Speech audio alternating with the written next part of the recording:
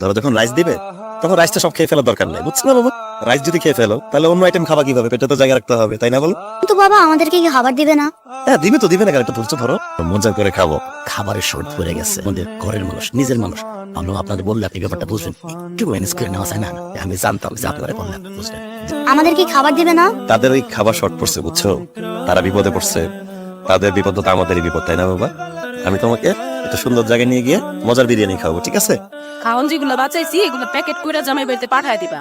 বাবা না বাবা, তুমি খাও, কোনো সমস্যা নেই, তুমি খাও। এই 200 টাকাই আছে, হাসি যদি জানতে পারে আমি খাই নাই তাহলে খুব ঝামেলা হবে।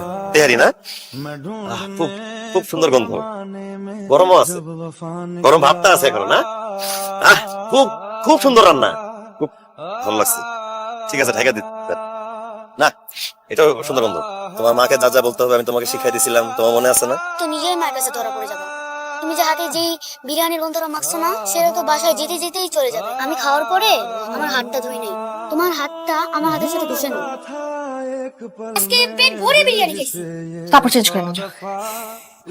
কি স্বাদ, কি গন্ধ, দেখো কতটা, দেখো। এই পুরান টাউনের বাবুর্চি, মাথায় নষ্ট রান্না। তুমি বাইরে অনেক বড় অভিনেতা হতে পারো, কিন্তু এই সংসার জীবনে তুমি এখন অনেক কাছে। তোমার এই হাসিটা দিয়ে তুমি সব গোপন করতে পারলো, সত্যটা গোপন করতে পারবা না। আমার বাচ্চার বাবার আর কিছু থাকুক আর না থাকুক, আত্মসম্মান বোধ আছে।